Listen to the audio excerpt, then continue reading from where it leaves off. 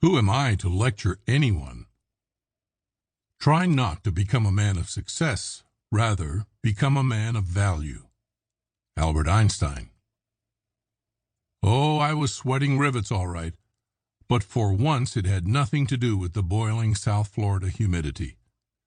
The straining air conditioner did nothing to tamp down the heated greed radiating from the 50 filthy rich investors wedged into a small conference room built for 20 in the courthouse.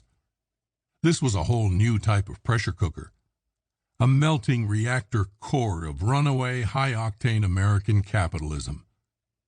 This was a foreclosure auction in the middle of the great housing crash in early 2009, my very first auction ever, in Broward County, Florida, of all places.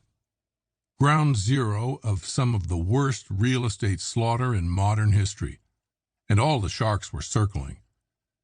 You had local big shots I recognized from their TV commercials, out-of-state real estate moguls with multiple suitcases bulging with cash, bodyguards, pro-real estate agents talking on several phones at once, even bargain-hunting personal shoppers looking to gobble up a few more vacation homes for their Saudi Arabian royalty clients.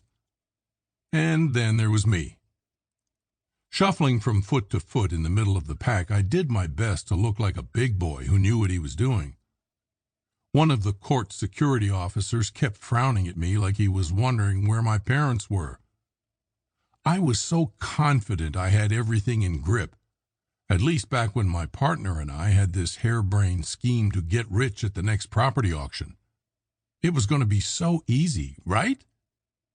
Sure, I dabbled in a couple of on-market real estate purchases and had nearly my entire life savings tied up in a pair of rental condominiums. I fancied myself a savvy investor, but it hit me all at once how far above my weight class I was swinging. I was a recent immigrant and boring nerd. My specialty was fixing computer networking issues, not playing real-life Monopoly. I didn't have the money to burn, connections to get insider information, or even the slightest formal training on real estate.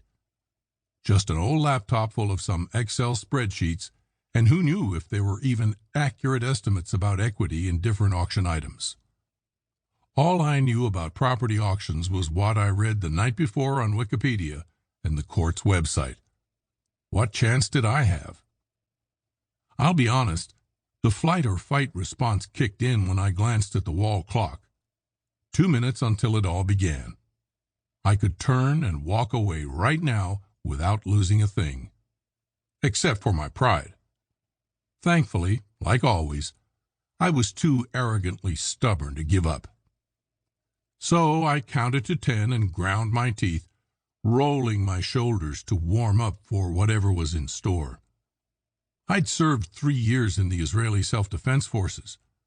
I burnt all the midnight oil, working 100-hour weeks managing IT services for major London banks.